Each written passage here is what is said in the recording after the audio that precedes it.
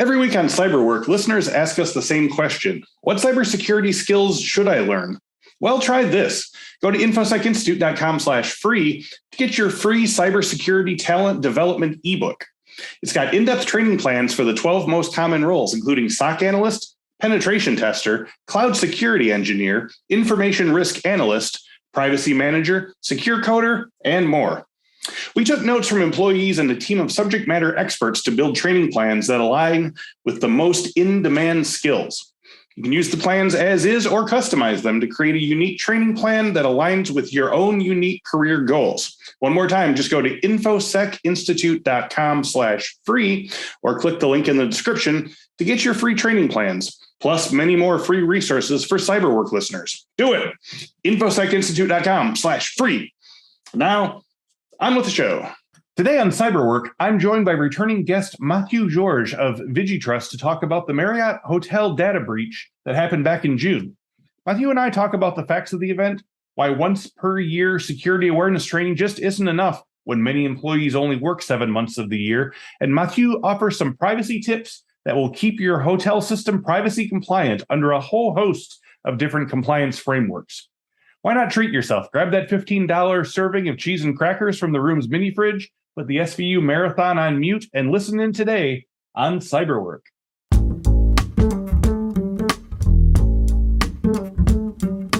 Welcome to this week's episode of the Cyberwork with Infosec podcast. Each week we talk with a different industry thought leader about cybersecurity trends, the way those trends affect the work of Infosec professionals, while offering tips for breaking in or moving up the ladder in the cybersecurity industry. Mathieu Gorge is the CEO and founder of VigiTrust, providing integrated risk management SaaS solutions to clients in 120 countries across the hospitality sector and various industries. Mathieu helps CEOs, CXOs, and boards of directors help handle cybersecurity, cyber accountability challenges through good cyber hygiene and proactive cybersecurity compliance programs. He is a featured Forbes book author, an innovator, and an in-demand speaker. Mathieu is a multi-award-winning CEO and an established authority on IT security, information governance, and risk management with more than 20 years of international experience. In 2021, the French government awarded him the rank of Knight of the National Order of Merit for his work in the French-Irish bilateral trade and in cybersecurity. Mathieu, thank you for joining me today, and welcome back to Cyberwork. Thank you very much. Thanks for having me back. The last time you were on the show was in 2020, and you were discussing your book, The Elephant in the Boardroom, and your 5 pillars of cybersecurity framework. So first of all, how has the reception to The Elephant in the Boardroom been so far in your framework? It's been amazing. And I was sharing with a friend the other day that the best compliment I can get is when I meet somebody new and I explain about the book, and somebody says to me, "Oh yeah, I bought that book and I read it. That's the 5 pillars of security." Oh, nice. So that's a very nice thing. And the book is still selling very well. It's opening a lot of doors because it's a non-commercial book. It's really about educating people, right, sharing experience, and I think that's very well received in the security industry, generally speaking. Yeah. Now, by having it out in the world like that, have you been getting feedback or input from people that's made you think about revising any of it? Have you learned things since then, or do you think that everything is still pretty it sort of reinforces what you already knew about the 5 pillars? So, I keep learning, that cybersecurity is a great industry for that, because you Sure. keep learning, and there's always something new. There's always a new type of attack, another company that's been hacked, and so on. But the fundamentals of the 5 pillars, I think, are nearly timeless. Yes. I think that in 20 years' time, they'll be just as valid as today. The questions might change within the questionnaires, and right, they might become a bit more granular to adapt to new technology, new attacks, new regulations. But the reality is that as a basis, it's a very strong, mature, solid framework. And so I don't think it's, a lot of people are suggesting a 6th pillar or a 7th pillar. Essentially what we're trying to say is maybe you should have something specifically for application security or critical infrastructure protection. And I can see the point, my view is that 5 is a nice number that people can remember. Right. And that, the concepts of physical security, people, data, infrastructure, and crisis management, it's super easy to remember. So I don't really want to extend it to more pillars just yet. I figured it'd be easy enough to sort of slot those into the existing pillars, sort of as like subsets or whatever. Yeah, generally speaking, you can always add something, right? Because if you take application security, well, it's in between data security and infrastructure security. So you can put controls in both of them. Yeah. Now, what's been happening with you since then? Have you had any projects or achievements that you're excited to talk about? I mean, you were knighted, so that's one thing. But what are some things you've been working on lately? So I'm actually working on my second book, which is going to be around the life of CISOs. And there are excellent books out there already on what CISOs need to do, how they need to work, and so on. My angle is slightly different. I've gone out and started interviewing 100 CISOs, risk managers, and head of compliance worldwide in various industries. And of course, I talk about the demographics, which industry are they from, what type of company, how did they become a CISO, what kind of certifications do they have? But the questions get kind of personal in that, do you feel under threat? Do you feel like you need special legal advice? Do you feel like you need special insurance? Are you worried when you go to work? Are you feeling the love of the rest of the company? Are you alone in the industry? I always say that a CISO's job is very lonely. If you do your job correctly, nobody knows your name. If something goes wrong, you're public enemy number one very quickly. Right. And the idea of the book is to talk to enough people that I can see trends. I can already see trends. I'm kind of halfway into the 100 interviews. And I've a couple of very well-known folks in the cybersecurity industry to provide their 2 cents as to what they think the trends mean. So I expect that work will be done by the end of the year. So that's an exciting project for me. That is exciting. Yeah, no, I'm looking forward to checking that out. So you said you're going to be working that through the end of the year, probably? Yeah, that's it. Yeah, I had intended maybe to have everything ready by October for Awareness Month, but I'm getting so much data that I'd rather wait a little bit. No need to cut it off and make sure I can digest it and come to conclusions or even come to a conclusion that some of the data is interesting, but I still don't know what it means. So because there's new ideas and so on. And in fact, somebody was telling me at a conference recently that they felt that CISOs had never been as well positioned within the organization as they are today. And I was like, well, that's interesting, because out of the people that I've been talking to for the book, you're the first one to give me that opinion.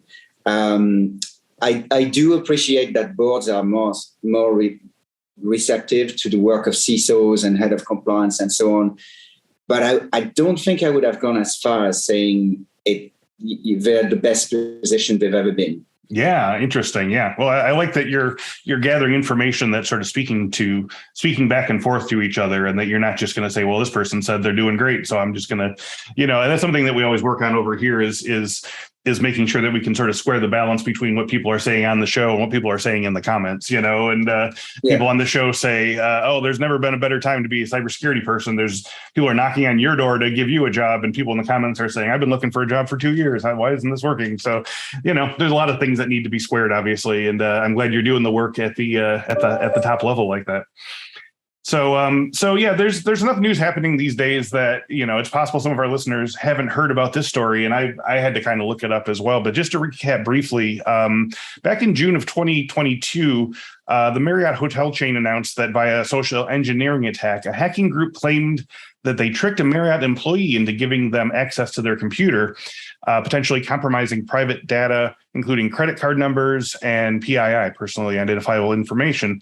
Marriott at the time claimed that the hackers did not get access to the core account and tried an extortion attempt, which Marriott chose not to enter into. So are there any more details into this event that you're privy to that can give more context to what happened, or is that pretty much the whole of it? So that's what's in the public domain. There's a few rumors out there as to how it happened, but the first thing to mention is that Marriott was hacked a few times, and they're not the only hotel chain that are, to be hacked. In fact, the hotel industry is one of the most hacked in the world because of the type of data that they get. Because if you think about it, they have your driver's license, your passport, your loyalty information, your home address, your preferences. They have your credit card holder data, and so on and so on. And sometimes we even have like your flight data, the day that you arrive, where you're coming from. So you can see that data it's just like a great playground for hackers, right? So so they are under attack. What I understand from that breach is that it affected a minimum number of accounts. So it's not a massive breach. I think the reason why it's getting some traction is because there was a massive breach at Marriott before. And that affected, if I have my information right, about 5 million people. So and that went undetected for a long time too, didn't it? They were in there. Yeah, it did. But again, to be fair, if you look at the Verizon data breach investigations reports, they say that it takes about 3/4 of a year, so about 9 months, to discover that you've been hacked. So, and that's if you're really, really good at it. Right. So, a more realistic average would be a year and a half. Right. So by the time you realize you've been hacked, the hackers have disappeared, and tracing them back is really, really hard. Right. In the case of ransomware, of course, it's different because they contact you and they say, we have the data. I also think that what that very breach is actually showing is that if you work in a very distributed environment where you have a HQ, you've got regional hubs or whatever, and you end up having franchisees or maybe small subsidiaries here and there throughout the US or throughout the world, the very fact that a small establishment within your organization, in this case it was the Marriott Group, a small property actually gets hacked, but it's connected to all of the others. Yes. The overall group reputation is at risk. Right. So you can't just say we're going to protect the HQ and the hubs. You have to protect everyone or no one, because it serves no purpose just to protect part of it. And I think one of the issues, especially in the hotel industry, is that it's a very dynamic industry. So you see a hotel belonging to Marriott one day that might be sold to Hilton, that might be sold to Accor, that might be sold to somebody else. And all of the systems are slightly different. They all revolve around a property management system, which is the core system of the hospitality industry. But even though there are only a few market leaders there, then you've got completely different payment terminals, different ways of taking credit card payments, different ways of taking IDs and so on. And when you move from one brand to the other, that's where you're at the most risk, because compliance falls down, right? The idea is to integrate the new property into the group, and then compliance follows. The other area that's interesting is that you could be a master franchisor for various brands of hotels. So again, you might decide that you want to have a luxury property near an airport, and then a mid-level property, and then a budget property. But you end up buying a luxury hotel from brand A, a mid-level, a mid-market hotel from brand B, and a budget one from brand C. But you are managing all of them as a franchisor. And if any of them gets in trouble in data protection or privacy, it's the overall name that actually gets out there. It's not you as Mathieu Inc. franchisor of 3 hotels. Right. Mm-hmm. Yeah. So, well, I think there's two levels to that. There's the reputational damage of if you're like you said, as a franchisee, then the sort of overall corporate name is the one that has the problem. And then conversely to that, I'm imagining, and I want to get more into that, the question of if a local branch is breached effectively enough, whether or not there's a pathway to go from the franchisee network into sort of like the larger corporation network framework, and just a question of segmentation and such things. Yeah. So I think it I give you an attorney's answer. It depends on the brand, and it depends even on the regions, because even for the same brand, they might be completely interconnected in Asia, but in Europe and half segmented in the US. So that's why it's very important to know your ecosystem. And the ecosystem is more than a network diagram, because the network diagram doesn't talk to the key financial decision makers or the compliance decision makers. What you need is an ecosystem diagram that actually shows the different silos, the different roles, the different business roles. And then you can decide to map out the flow of data between all of those different silos. And that's not always done. And then to go back on the breach itself, I think the idea that this came through social engineering is a little bit annoying for a lot of people, because social engineering, it can be a direct attack where I'm going to call you and try and bluff my way into giving you giving me your credentials, but it could just be a simple phishing attack, you know. And the problem with those is that they're not new yet. It's just a question of training people and training them on a regular basis. So if you look at PCI, the payment card industry data security standard, it says that you need to be in compliance at all times, and that you need to train your employees on credit card data security upon hire and once a year. But that's not enough. You need to do a lot more.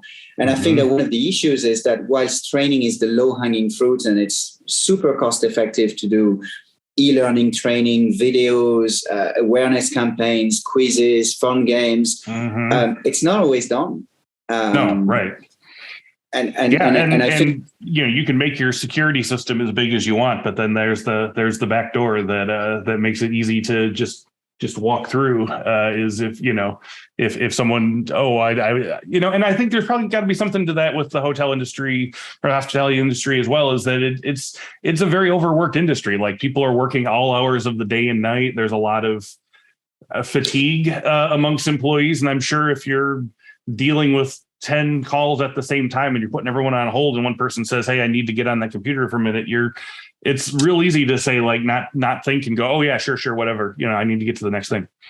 Yeah. And I think, the reality is, if you look at the risk surface of the hotel industry during COVID, so a lot of hotels closed doors. They were actually technically still open, because you can't really leave a building unattended and you have to keep it going per se. But so a lot of the staff are seasonal staff, right? So when you say, "I'm going to train you upon hire and once annually," and you look at the average, that it's about 7 or 8 months for seasonal people in the hotel industry, they only get trained once. Right, and that's not enough. It's clearly it's not enough. Right now, the problem within the hotel industry is because everybody wants to go back on holidays or vacation, and they want to move around, they want to travel. But the challenge is they can't get the staff. And so once they get the staff, the priority is to get them operationally going. Compliance, unfortunately, is not top of mind. Yeah. Now, is there anything we can talk about regarding Marriott's policy of data collection? I mean, there's a number of national, international data privacy frameworks, that have been put into place. We've had them on our show, various privacy experts, and the unifying factor for most, or maybe all of them, is to collect data only for what you need, to make it only accessible when it's being used, to allow the right of removal to users and safe removal to the company. So, do you think there's anything about Marriott's data collection policy now that had anything, detrimental to this? And do you think that they could be doing better in that regard? So I'm not familiar myself with the details of the policy, other than I have stayed at Marriott. I have an account with them and so on. So I did read the policy that way.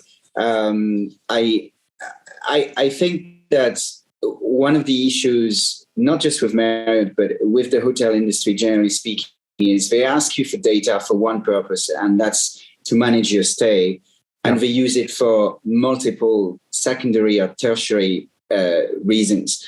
And that, first of all, that is not acceptable under GDPR. You have to tell me if you want to use my data for a secondary purpose. Mm-hmm. You have to tell me. If you want to share the data with your partners, you have to tell me.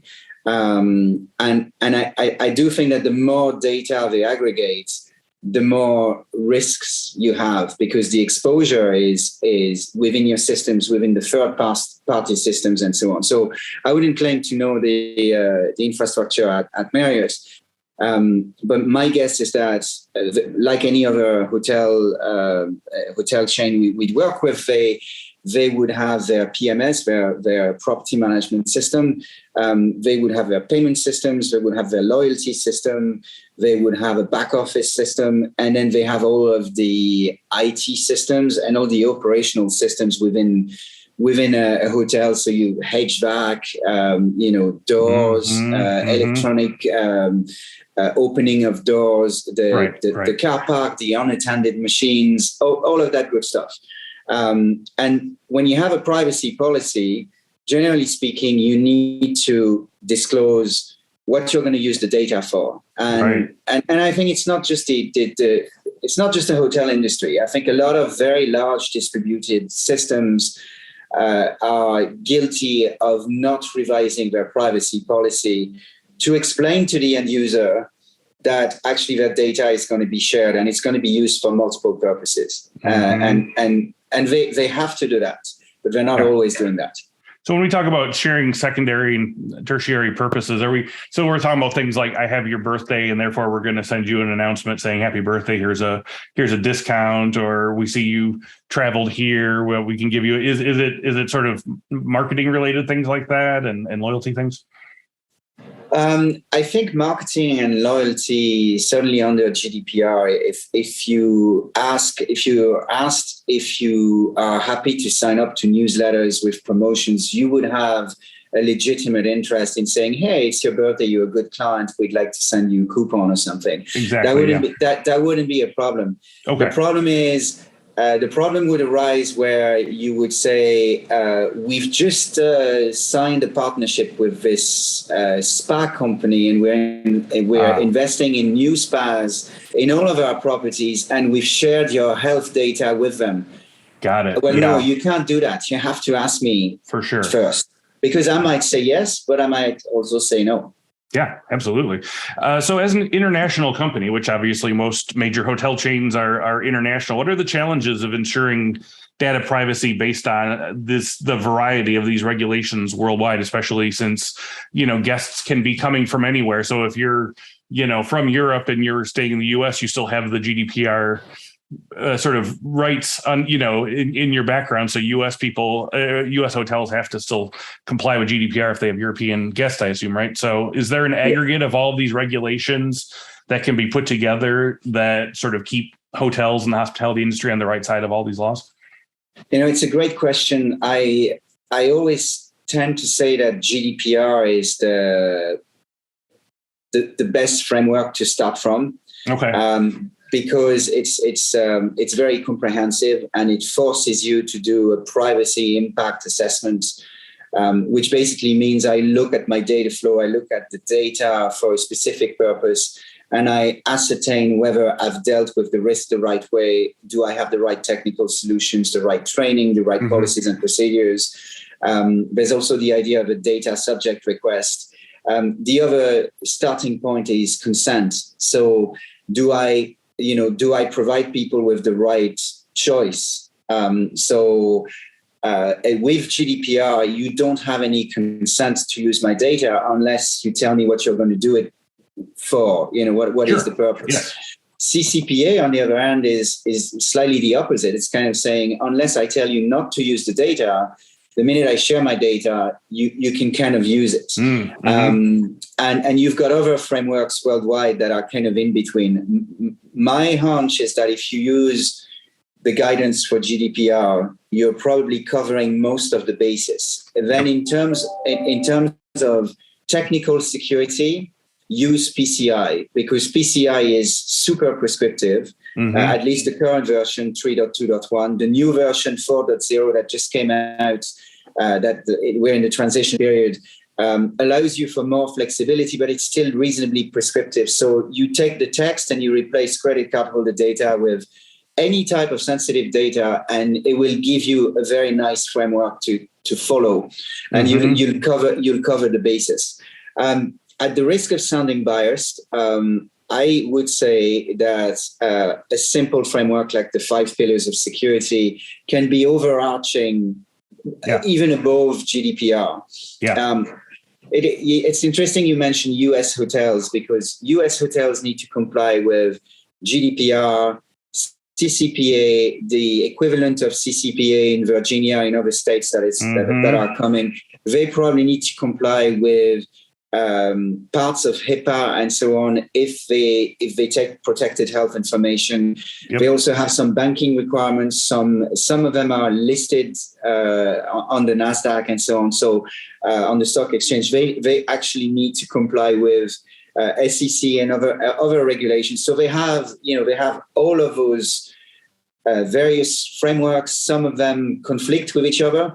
And I think that the best way to do this is, let's have a look at our risk surface within the ecosystem. Start with the 5 pillars: physical security, people, data, infrastructure, and crisis management. And let's work from there, because that's going to cover 80 to 90% of all the other regulations, Yeah, no, I was going to say, I mean, all the different things you're saying here says to me that, to make this work for everybody, it requires sort of scrapping the sort of piecemeal sort of policies that we have right now and sort of starting clean. And, because it seems like a lot of these policies were put in a backwards way of like, well, what can we get out of this data? We can sell it to here. We can do this. We can do this, and then as soon as people start saying, we'd rather you not do that, then they say, well, okay, well, we'll turn the spigot off here. We'll turn it off here or whatever. But the way I'm hearing it from you is like, just push all that off the table and then start out what are the security ramifications. And then as you get to different things like birthdays or health information or, whatever, like what can we realistically do within that that's not going to be over intrusive? Well, absolutely. And one other thing you want to avoid is to make security and compliance departments the departments of no. They're not here to say no all the time. They are saying no because they want to protect the good name of the business and therefore everybody's employment.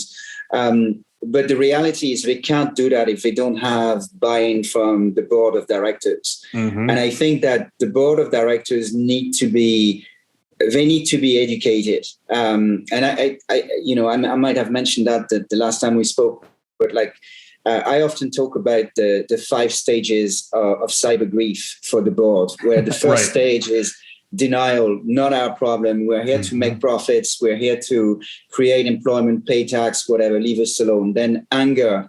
We've given you money to hire a CISO. We've hired a head of compliance. We've given you money for training, firewalls, antivirus, whatever. Go talk to those guys. Then comes the bargaining. Other chains of hotels have been hacked, so maybe we need to look into it. And then comes the depression. Oh, we've been hacked. What do we do? And eventually comes the acceptance. And the acceptance is, it's actually not rocket science. You're probably doing 60 to 70% of what you're supposed to do. Let's do it in a proper way that can demonstrate accountability. Because I think accountability is what end users want to see, right? So as a client of a hotel, whether it's Marriott, Accor, Hilton, whatever, Yep. I want accountability. If something happens to my data, I can understand that there's hackers over there. But what I can't understand is that you didn't actually follow the rules and you left my data unattended. That I can't accept. That's not great. Next time I'll go to another chain of hotels. And I also can't accept that my credit history is going to be impacted by your lack of accountability. And therefore, that's the message that the board needs to understand, because it's actually a commercial message. It's not just an IT message. Yeah. Now, I want to talk next I want to get back a little bit to the sort of top-down corporation versus franchise security models and privacy models and so forth. I mean, well, first of all, is there a sense that like in these, these sort of privacy frameworks that are happening right now that are, as you said, being implemented, 60 or 70% of the way, are there kind of like rogue franchises that are either disregarding that or doing it differently, or does something like a security, privacy, and risk policy come from the top down and all of the franchises have to? Because I keep thinking about the fact that you said like one franchise could be bought by 3 different people or 3 different companies over time, and then maybe they're still using the old security policy from Marriott after they become a Hilton, and that there's sort of gaps in there and so forth. So there's 2 schools of thought here. The first one would be to say, hey, if they're a Hilton and they're still following the Marriott one, well, at least they're following a policy, so it's not so bad. On the other hand, you might say, no, the systems are different, so the policy needs to be different. And that's probably the more advanced way of thinking. I think that generally speaking, you get like a group policy, then you might get a regional policy that's a little bit more granular. Yep. And then after that, it's up to the franchisees or the subsidiaries to implement all of that. The key challenge is you never see a hotel owner waking up in the morning saying, today I'm going to do my PCI compliance. I'm going to read the policy. That was going to be my next question can we count on that to actually happen? Yeah. So in order to make it easier for them to digest, I think any good program for security and compliance needs to include education, and education needs to be done in plain business English. So instead of calling it introduction to PCI or introduction to compliance, call it introduction to credit card security, or how to protect data within the hotel. It's something super simple, and says, hey, this is how we collect the data. This is the type of data we're collecting. This is why we need to protect it. This is what happens when we don't. This is how we protect it. Here's a link to the policy. Yep. Go read it. Click that you've understood. Of course, there's no guarantee that they understand, but at least there's accountability and there's responsibility here. And then you can push the message. It's also important to have policies that are meaningful, right? And that people can understand. So there's no point in throwing legal or industry jargon at a hotel owner whose experience is in providing excellent hospitality to their clients. Yes. What you need to do is you need to just explain to them that it's part of the way they do business. And essentially in a hotel or in a resort, you carry your identity and you carry your money and access to your money and your history within that hotel chain with you on your card everywhere you go. And you can use your card to get in and out of the room, to pay, to book something, either directly with the property or with their partners. And so that's the message we need to explain to those owners who are probably not fully aware of the data exchange. What they want to do is provide a good experience and make money. We understand that. Yeah, I mean, it needs to be understood that it's as important as like making sure there's not mold in the room, or that the sheets are sufficiently clean. That this is also part of like the everyday upkeep of a hotel. Well, the security and compliance should be one of the most important KPIs, key performance indicator for a hotel manager. access to the building, client safety, food safety, health, and then everything that has to do with security and compliance. Yeah. Now, so moving over to the work side of cyber work, for our listeners who are in or just joining the world of cybersecurity, I feel like there's a few different career paths they could focus on if they wanted to contribute to the security of the hotel industry. One would be in security awareness, like you said, learning to teach employees how to watch out for social engineering attacks, how to report them if they happen, and so forth. The other would be to become acquainted with the creation or maintenance of security systems, whether perimeter, data storage, physical backup recovery. So what are some specific skills and talents you would need to demonstrate to employers in the hospitality industry to show that you're one of the people that can help keep their data and network safe?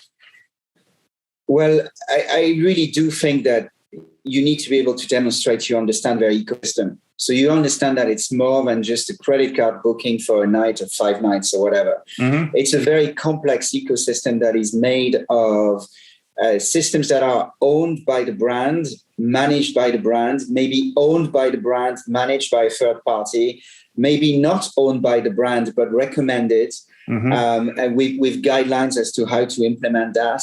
And so all of those systems are totally oblivious to the guest, but it should really be oblivious to the guest. The guest wants a simple experience. Yes. As a cybersecurity person or compliance person, when you want to add value in the hotel industry, you need to be able to understand all of the different pieces of data, the PHI, the PII, the credit card holder data, the loyalty data, the historical data. And you need to be able to demonstrate that you can add value to the management of that data from a compliance perspective.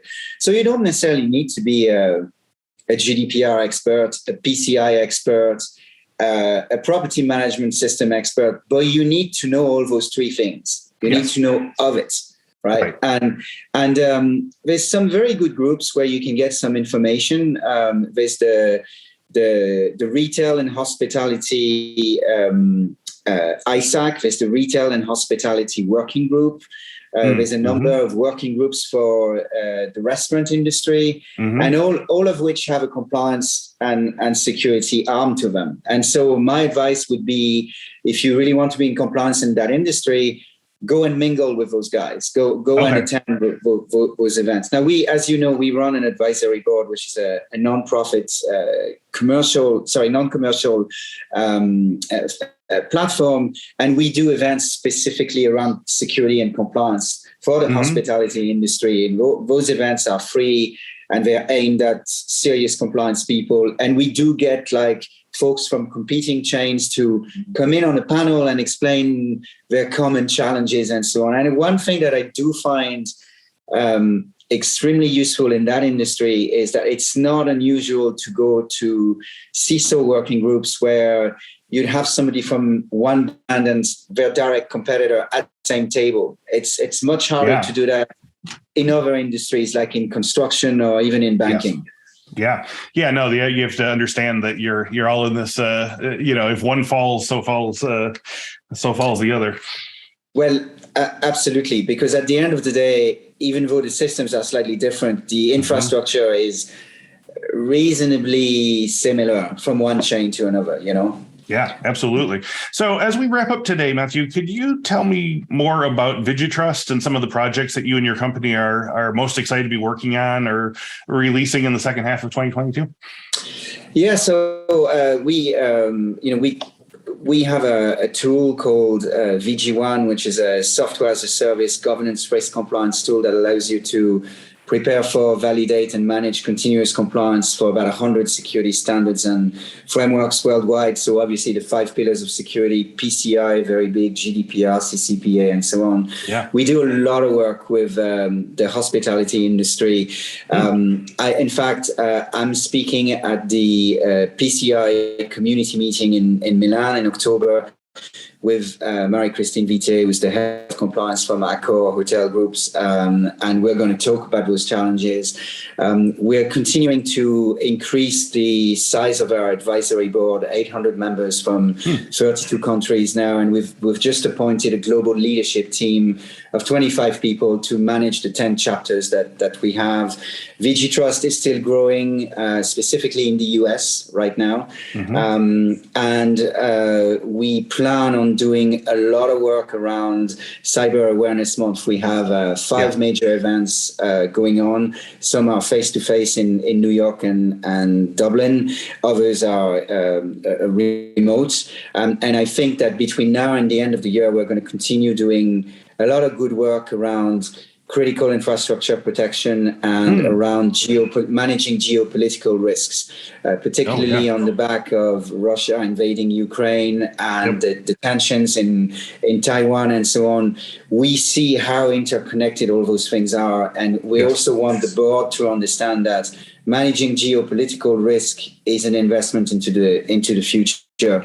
And then from a product perspective, we're releasing a brand new UI, a brand new dashboard, and a few new modules at the PCI community meetings, not just for PCI, but tools that allow you to manage all of your stakeholders within cybersecurity, get a visual of who's responsible for what. You don't need to go into the actual user management. You can see that it's me managing something that you will approve and somebody else will have final approval. So we're very excited about that because it allows us to give our partners and our end users a much easier way of seeing what they're doing in compliance. And it's really about empowerment. That's really the key for us in the next 6 months, is to provide more empowerment to our clients and partners who use the tool, so that they can really own the programs and really go into a self-service where we always hear in the background, but they can actually manage their compliance program on their own. All right, that's fantastic. Thank you for the context there. So finally, if our guests want to learn more about VigiTrust or you, Mathieu Gorge, or your books, the Elephant in the Boardroom, where can they go online? They can find me on LinkedIn, Mathieu Gorge. They can go to vigitrust.com. I also have my own website, mathieuGorge.com, which is about the book and speaking engagements and so on. And then finally, if they want to add value to the community and they really want to mingle with their peers, I'd highly recommend contacting us to talk about the VigiTrust Global Advisory Board. Again, all the info is on our website. Awesome. Mathieu, thank you again for coming back to the show and talking with us today. It was so much fun. Thank you very much. A lot of fun. And thanks again for the opportunity. I really appreciate it. My pleasure. And as always, I'd like to thank you all for listening to and watching the Cyberwork podcast. On an unprecedented scale, in the past 3 months, all of you have helped to more than double Cyberwork's viewership on YouTube. And for that, I am thankful and humbled. If you're subscribing, thank you. If you're watching when it goes live on Mondays at 1 p.m. Central, thank you again. And if you're telling friends and colleagues, thank you and thank you and thank you. We're delighted to have you all along for the ride. So every week on Cyberwork, listeners ask us the same question: what cybersecurity skills should I learn? Well, try this. Go to infosecinstitute.com/free to get your free cybersecurity talent development ebook. It's got in-depth training plans for the 12 most common roles, including SOC analyst, penetration tester, cloud security engineer, information risk analyst, privacy manager, secure coder, and more. One more time, just go to infosecinstitute.com/free, click the link in the description, and you can get your free training plans plus many more resources for Cyberwork listeners. Do it. It's infosecinstitute.com/free.